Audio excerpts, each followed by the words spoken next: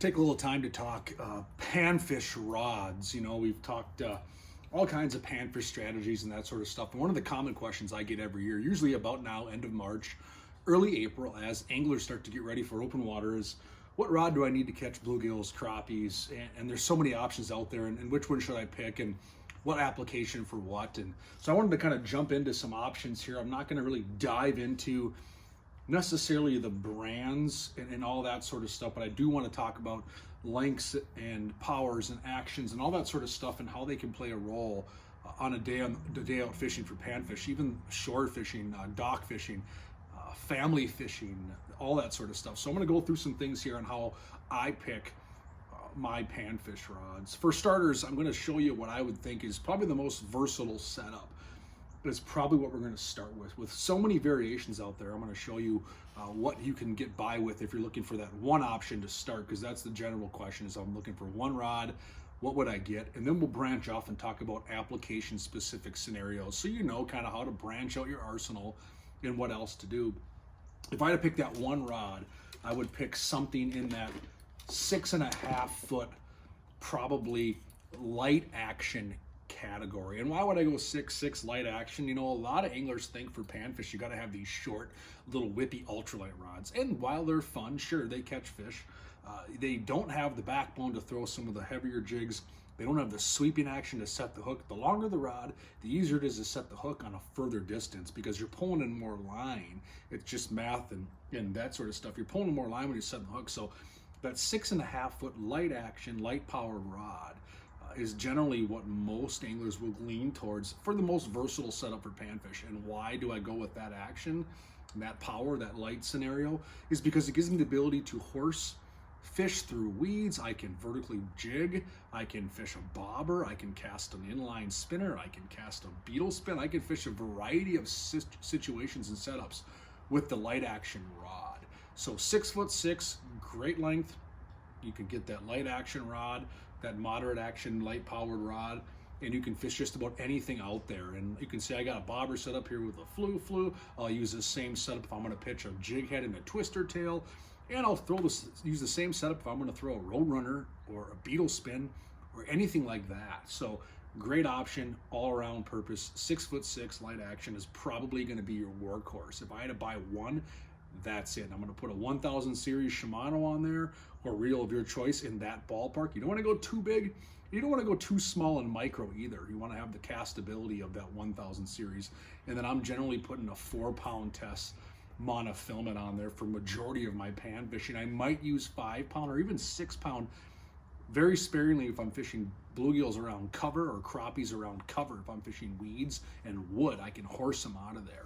But generally speaking, I can get by fishing panfish all summer with a 4-pound test line. So 6'6" light, that's going to be your workhorse. That can do just about everything. Now branching off from there, why would I go shorter? Why would I go to a 6 foot or a 5.5 or a 5 foot? This happens to be just a 6 foot ultralight. Now I can jig over the side of the boat more effectively with this. I can flip under docks or around cover. I can maneuver it easier with a shorter rod. If I'm fishing, let's say, over the edge of a dock, if I'm fishing, you know, over the side of the boat for vertical crappies or bluegills, a shorter rod is nice. You have more control. Same thing for flinging around docks. If I'm making long casts towards docks, that's a different story. But if I'm up on the docks or up next to the structure and I gotta kind of look at where I'm pitching it and where I'm doing that sort of thing, that shorter rod comes in handy. Shorter rods are also nice if you've got a number of people in your boat. If you've got 3 or 4 kids like I do that are inside the boat or in a pontoon, shorter rods are more manageable. They're not flinging rods around, they're turning around the boat. They're not hitting each other as much. So that 5.5 foot, even 6 foot rod does give you a little more room for error when you don't have a lot of space.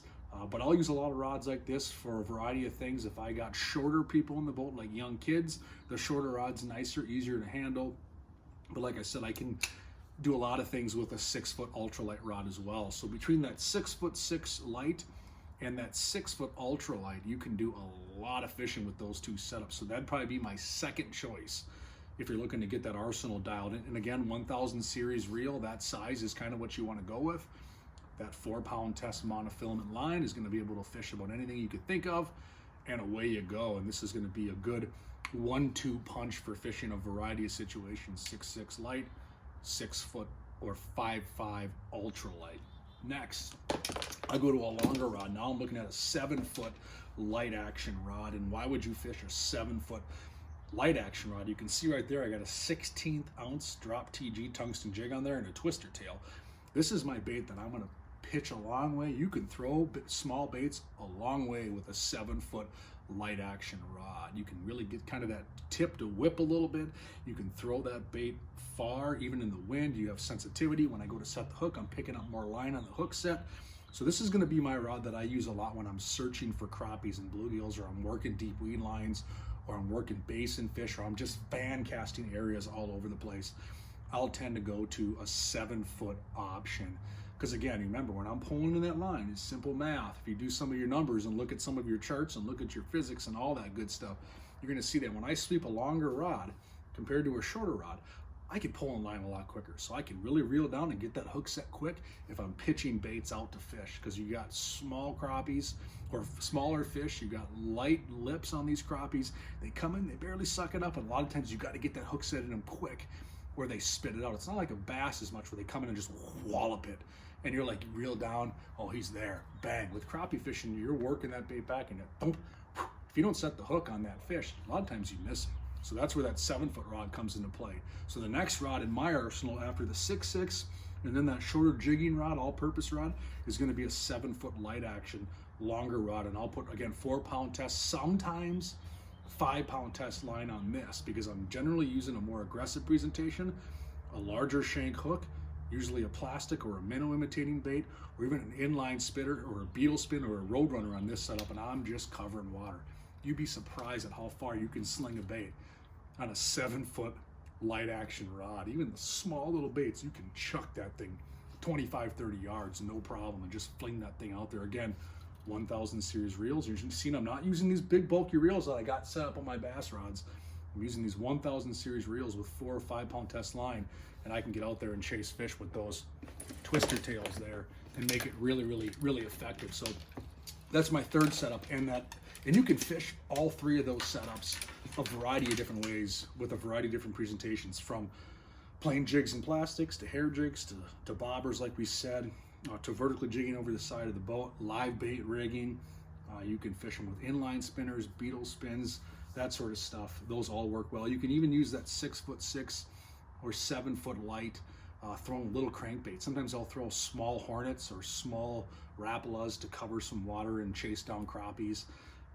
Now, I don't do that as much where I fish because we got a lot of pike in the waters, and you lose those $6, $7, $8 crankbaits pretty darn quick. So I'm generally fishing jigs or something to that effect. But between those 3 setups, you got a lot of things covered. The 6'6" light, the smaller 5'5" or 6-foot ultralight, and then you got that 7 or 7.6 light action rod.